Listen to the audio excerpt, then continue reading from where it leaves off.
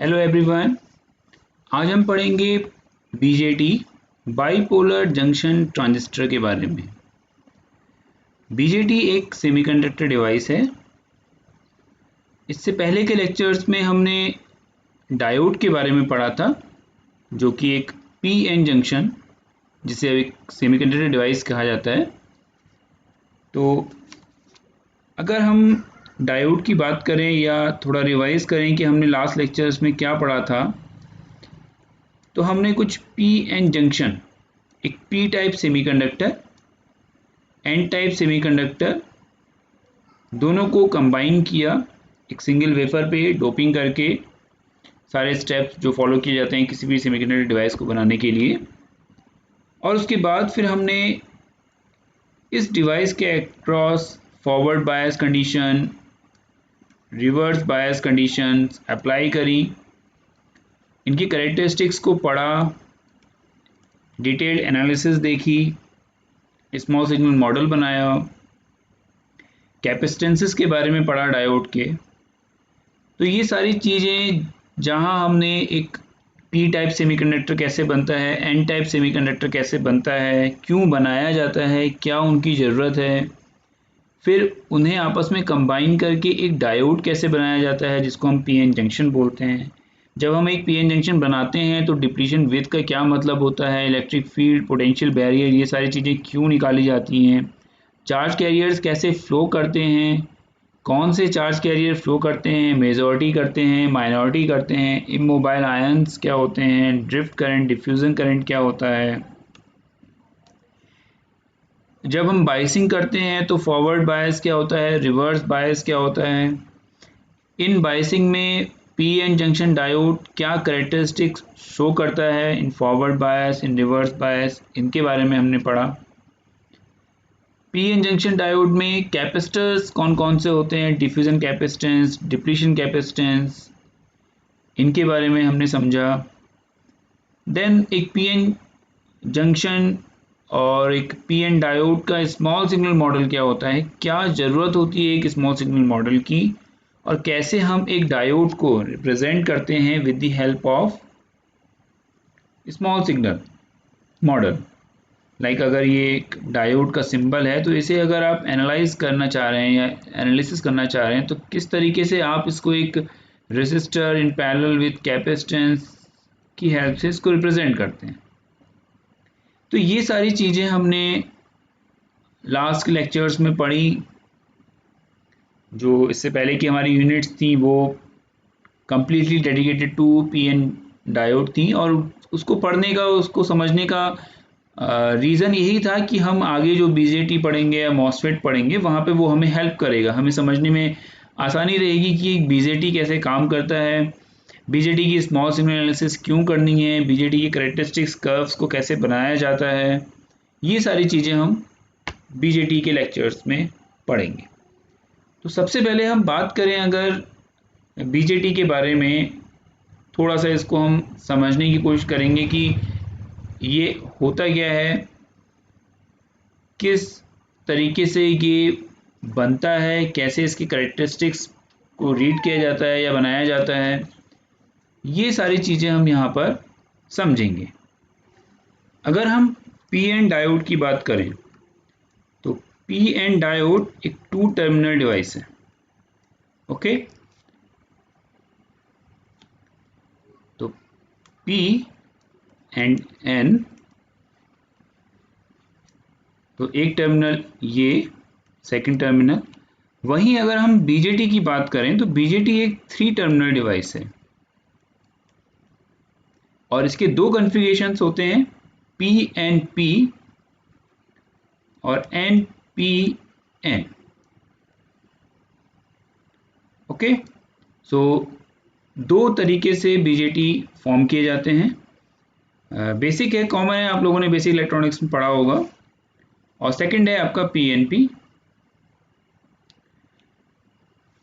तीन terminal, three terminals, और उन थ्री टर्मिनल्स के कुछ नाम होते हैं,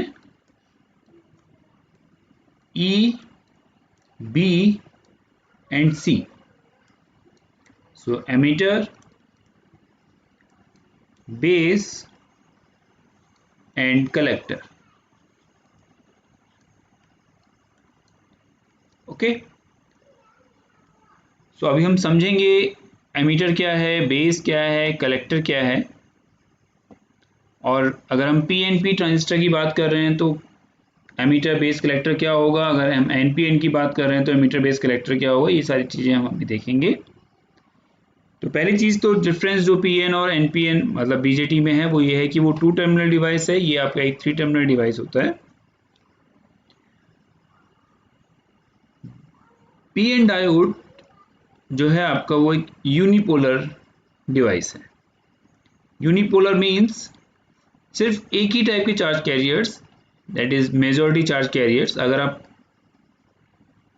इलेक्ट्रॉन्स फ्लो करेंगे या होल्स फ्लो करेंगे, okay, so majority charge carriers ही आपके करंट फ्लो में इन्वॉल्व होते हैं। But in case of BJT आपके majority as well as minority, they both are involved in the current flow process। तो हम करंट का डेरिवेशन इक्वेशंस सॉल्व करेंगे और हम देखेंगे कि क्या रोल होता है माइनॉरिटी करंट का इन दी ऑपरेशन ऑफ बीजेटी, ये सारी चीज़ें हम अब देखेंगे। तो बीजेटी बाईपोलर इसलिए कहा जाता है क्योंकि यहाँ पे majority as well as minority दोनों ही कैरियर्स रिस्पॉन्सिबल होते हैं आपके करंट को फ्लो करने के लिए। ओके, अगर हम एप्लीकेशन की बात करें बीजेटी और बीजेटी के एप्लीकेशन की, तो सिंपल जैसा हमने पहले भी समझा है कि हम जो इलेक्ट्रॉनिक्स है उसको दो पोर्शन में डिवाइड कर सकते हैं। एक है हमारा डिजिटल एंड सेकंड है हमारा analog. Okay, so analog circuits and digital circuits, digital design, analog design. So ये दोनों एनालॉग इलेक्ट्रॉनिक्स और डिजिटल इलेक्ट्रॉनिक्स, क्लियर। सो ये एनालॉग इलेक्ट्रॉनिक्स और डिजिटल इलेक्ट्रॉनिक्स। तो अगर हम बीजेटी की बात करें तो हम एनालॉग इलेक्ट्रॉनिक्स और डिजिटल इलेक्ट्रॉनिक्स में कैसे यूज़ करते हैं इनको। डिजिटल इलेक्ट्रॉनिक्स में हम बीजेटी को यूज़ करते हैं एज अ स्विच। तो हम ये देखेंगे कि हम एज अ स्विच बीजेटी को कैसे यूज़ करते हैं। एनालॉग इलेक्ट्रॉनिक्स की अगर हम बात करें तो एक बहुत ही इम्पोर्टेंट एप्लीकेशन है, दैट इज़ एम्पलीफिकेशन, एम्पलीफायर। तो यहाँ पर हम बीजेटी को एज अ एम्पलीफायर यूज़ करते हैं। ओके, अब अगर हम डिफरेंट कॉन्फ़िगरेशंस की बात करें बीजेटी के, तो वो कॉन्फ़िगरेशंस होते हैं आपके common ammeter, common base and common collector, common collector. Okay, अब देख लेते हैं कि एमीटर बेस कलेक्टर क्या होता है। सपोज आपने एक पीएनपी ट्रांजिस्टर बनाया, तो ये 3 है, 1 2 3। तो देखिए हम इनको अब रिप्रेजेंट करने की कोशिश करते हैं with the help of emitter base and collector, और हम यही चीज़ एनपीएन के लिए भी करेंगे। तो जहां से आपके चार्ज कैरियर्स इमिट हो रहे हैं, that portion is emitter. Okay, जहां से आपके चार्ज पार्टिकल्स इमिट हो रहे हैं, that is your emitter portion.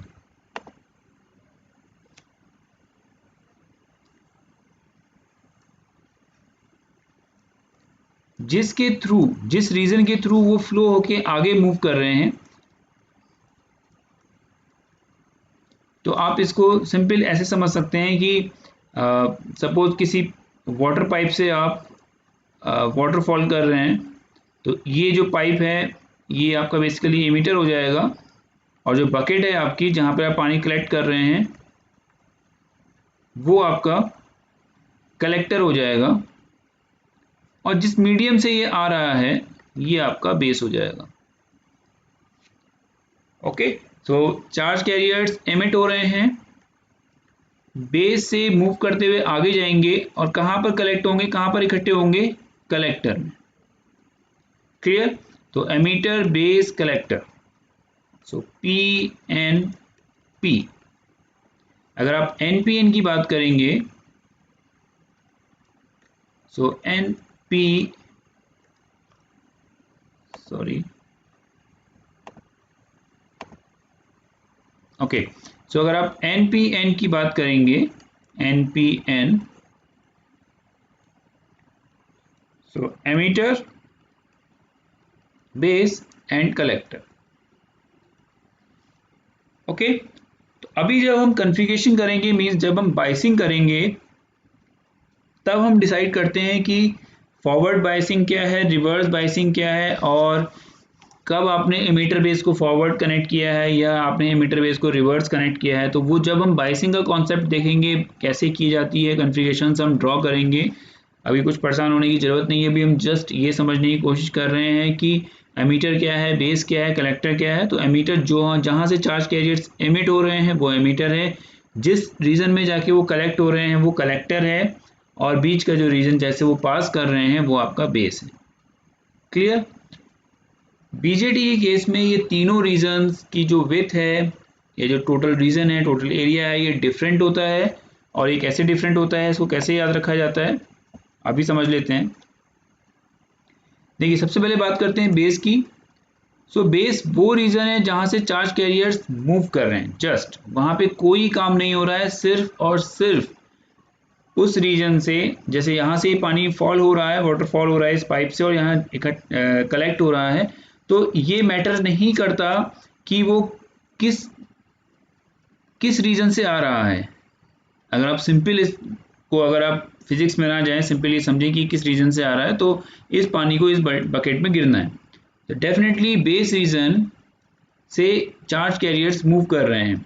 Okay, सो ये बेस रीजन क्या होना चाहिए, ज़्यादा से ज़्यादा चार्ज कैरियर्स क्रॉस कर सकें, ज़्यादा से ज़्यादा चार्ज कैरियर्स कलेक्टर रीजन में पहुँचें। तो ये बेस की जो विड्थ है वो सबसे कम होनी चाहिए। ओके, सो एक पॉइंट समझ में आया कि बेस की जो विड्थ है वो सबसे कम होगी। क्लियर?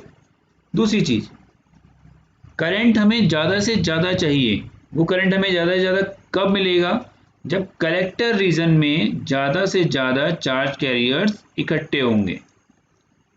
तो कलेक्टर की जो विड्थ है, जो डायमेंशन है, वो क्या होना चाहिए, सबसे ज़्यादा होना चाहिए। ओके, और अब क्या रीजन बचा, अब रीजन बचा आपका एमीटर।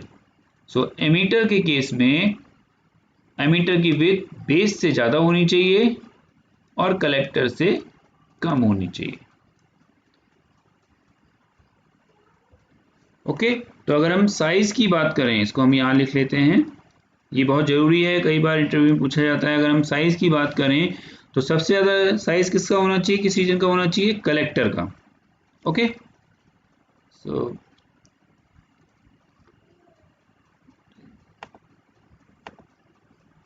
ओके, तो सबसे ज़्यादा साइज होना चाहिए आपका कलेक्टर,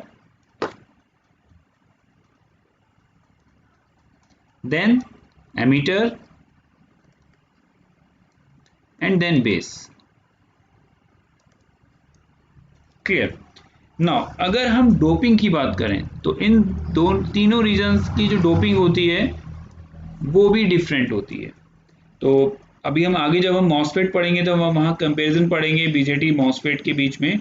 तो वहाँ पर हम देखेंगे कि बीजेटी की जो मैन्युफैक्चरिंग है, और आप कह सकते हैं जो डिज़ाइनिंग है, या जब हम इसको बनाते हैं बीजेटी डिवाइस को, तो ये थोड़ा सा कॉम्प्लेक्स है। क्यों? क्योंकि एमीटर, बेस, कलेक्टर तीनों की डोपिंग डिफरेंट होती है, तीनों के साइज डिफरेंट होते हैं। तो इसको मॉसफेट के कंपैरिजन में बनाना थोड़ा सा टफ होता है। इसीलिए मॉसफेट को बहुत इजीली, बहुत कॉम्पैक्टली, आराम से डिज़ाइन किया जा सकता है। तो ये हम बाद में अभी देखेंगे। अब हम बात करते हैं डोपिंग की। तो देखिए, डोपिंग के केस में किसकी डोपिंग सबसे ज़्यादा होनी चाहिए, हमें ज़्यादा से ज़्यादा करंट चाहिए। इसका मतलब ज़्यादा से ज़्यादा करंट कब होगा, कब निकलेगा, जब ज़्यादा से ज़्यादा चार्ज कैरियर्स इमिट होंगे। तो ज़्यादा से ज़्यादा चार्ज कैरियर्स इमिट कहाँ से हो रहे हैं, चार्ज इमिट हो रहा है कहाँ से, एमीटर रीजन से, एमीटर से इमिट हो रहा है। तो डेफिनेटली डोपिंग किसकी ज़्यादा होनी चाहिए, एमीटर की। सो एमीटर की डोपिंग सबसे ज़्यादा होनी चाहिए। उसके बाद डेफिनेटली बेस से हमें कोई मतलब नहीं है, हमें मतलब है कलेक्टर से। तो एमीटर के बाद डोपिंग होनी चाहिए कलेक्टर की ज़्यादा, और उसके बाद डोपिंग होनी चाहिए बेस की। क्लियर। बेस यहाँ पर सिर्फ चार्ज कैरियर्स को मूव करा रहा है from one region to another region, और यहाँ पर रिकॉम्बिनेशन इस रीजन में कम से कम होना चाहिए। तो अभी जब हम आगे पढ़ेंगे, या आपने कहीं सुना होगा कि हम ये कहते हैं कि जो बेस करंट है वो नेग्लिजिबल होता है, इमीटर करंट और कलेक्टर करंट आपस में इक्वल होते हैं, या आपने एक रिलेशन पढ़ा होगा IC equal to alpha IE। I hope, क्योंकि अभी आप ये इलेक्ट्रॉनिक डिवाइसेस सब्जेक्ट पढ़ रहे हैं, तो मैं ये एक्सपेक्ट करता हूँ कि आपने बेसिक इलेक्ट्रॉनिक्स कंप्लीट कर लिया है अपना। तो IC equal to alpha IE आपने एक रिलेशन पढ़ा होगा, और हम पढ़ते हैं कि अल्फा की जो वैल्यू है वो नियर अबाउट 1 होती है। तो अगर अल्फा 1 है तो क्या होगा, IC किसके बराबर होगा, IE के। तो डेफिनेटली देखिए यहाँ पर ये चीज़ निकल के आ रही है कि IB करंट जो है वो क्या होगा, नेग्लिजिबल होगा। ओके, सो थोड़ा सा समराइज करते हैं, काफ़ी चीज़ें हमने आज समझने की कोशिश करी। स्टार्टिंग से चलते हैं। सबसे पहले हमने ये समझा कि बीजेटी क्या है, हमने डायोड से उसको कंपेयर किया, हमने वहाँ डायोड के बारे में बताया कि ये एक 2 टर्मिनल डिवाइस होता है, बीजेटी आपका एक 3 टर्मिनल डिवाइस है। बनाने का तरीका लगभग सेम है दोनों का, वहाँ पर P और N टाइप सेमीकंडक्टर्स को कंबाइन किया जाता है, मर्ज किया जाता है। यहाँ पर P टाइप N टाइप को कुछ इस तरीके से मर्ज कंबाइन किया जाता है कि वो एक 3 टर्मिनल डिवाइस बन जाता है, like PNP configuration and NPN। So P type doping, N type doping and again P type doping. Similarly, N type doping, P type doping and N type doping. Okay, that's why it is called 3 terminal device. और यहाँ पे तीनों ही terminals के कुछ नाम होते हैं, वो होते हैं emitter, base and collector. Diode के केस में ऐसा नहीं होता है। ओके, तो बीजेटी में emitter, base and collector. Then हमने ये समझा कि क्यों बीजेटी को बाइपोलर डिवाइस बोला जाता है, क्योंकि यहाँ पर मेजॉरिटी एंड माइनॉरिटी दोनों ही टाइप के चार्ज कैरियर अपना रोल प्ले करते हैं in the current. Okay, charge carrier flow में मेजॉरिटी माइनॉरिटी दोनों टाइप के करंट्स होते हैं। ओके, देन हमने ये समझा कि एप्लीकेशन क्या है। अगर हम डिजिटल इलेक्ट्रॉनिक्स की बात करें तो वहाँ पर बीजेटी को एज ए स्विच यूज किया जाता है, क्योंकि डिजिटल इलेक्ट्रॉनिक्स 1 एंड 0 की कहानी है। एनालॉग इलेक्ट्रॉनिक्स में बीजेटी का जो रोल है वो एक एम्पलीफायर की तरह यूज किया जाता है। Okay, so BJT as an amplifier बहुत ही अच्छी चीज़ है, हम इसको पढ़ेंगे आने वाले लेक्चर्स में। ओके, नाउ अगर हम बात करें डिफरेंट कॉन्फ़िगरेशंस की बीजेटी के, तो वो common ammeter, common base, common collector, ये सारी चीज़ें हम पढ़ेंगे। बाइसिंग कैसे की जाती है ये सब हम समझेंगे। लास्ट में हमने ये बहुत ज़रूरी चीज़ जो समझी कि अगर हम साइज़ की बात करें तो क्या होगा, कैसे बनेगा। तो देखें, तो कलेक्टर का साइज़ सबसे ज़्यादा होता है, उसके बाद एमीटर का, उसके बाद बेस का। तो अगर मैं एक सिंबॉलिक डायग्राम बनाने की कोशिश करूँ तो देखिए यहाँ पर this one is your C.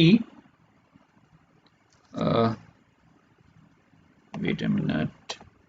Okay, so ये कुछ C है, then base, और उसके बाद emitter. Okay, so definitely collector ज़्यादा, देन एमीटर, और उसके बाद बेस। और अगर डोपिंग की बात करें तो एमीटर सबसे ज़्यादा डोप्ड होगा, देन कलेक्टर डोप्ड होगा, और देन बेस डोपिंग। क्लियर। अब लास्ट में अगर सिंबल की बात करें, क्योंकि हम देखिए पी एन डायोड को ऐसे रिप्रेजेंट करते हैं इस तरीके से। अगर हम ट्रांजिस्टर की बात करें तो ट्रांजिस्टर को रिप्रेजेंट करने के जो सिंबल हैं वो है आपके 3 टर्मिनल डिवाइस है। एक डायग्राम आपने कुछ ऐसा पढ़ा होगा, और सेकेंड डायग्राम आपने कुछ ऐसा पढ़ा होगा। ओके, सो इसको आप नाम देते हैं एन पी एन, इसको आप नाम देते हैं पी एन पी। ये सिंबल हमेशा एमीटर टर्मिनल से बनाए जाते हैं, इस बात का आप ध्यान रखिएगा।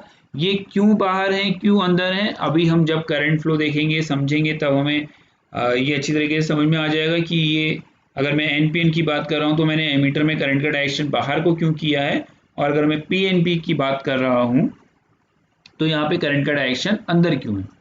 आपने ये सिंबल्स पढ़े होंगे डेफिनेटली, होप सो आप में से बहुत लोगों को मालूम भी होगा कि ये सिंबल बाहर को क्यों है। जिसे नहीं पता है हम अभी लेक्चर्स में, आगे आने वाले लेक्चर्स में पढ़ेंगे, समझेंगे कि ये डायरेक्शन बाहर को क्यों है। मैक्सिमम स्टूडेंट्स इसको याद कर लेते हैं सिंपल, और एग्जाम टाइम पे कंफ्यूज हो जाते हैं कि सिंबल अंदर था या बाहर था, और जिन्हें कुछ समझ में नहीं आता वो एग्जाम में जाके कुछ ऐसा बना के आ जाते हैं। ओके, तो ये कुछ भी नहीं है, ये गलत है। हम इनके बारे में अच्छी तरीके से डिटेल में पढ़ेंगे। ये N type, P type, N type, तो यहाँ अगर हम बात करें तो ये आपका कलेक्टर हो जाएगा, ये आपका बेस और ये आपका एमीटर हो जाएगा। ओके, सिमिलरली अगर हम यहाँ बात करें तो ये आपका कलेक्टर, ये आपका बेस और ये आपका एमीटर हो जाएगा। Okay, clear. तो ये हम आगे वाले लेक्चर्स में पढ़ेंगे। आज हमने बीजेटी के बारे में बेसिक समझा। ओके, सो आज के लेक्चर के लिए इतना ही। Thank you.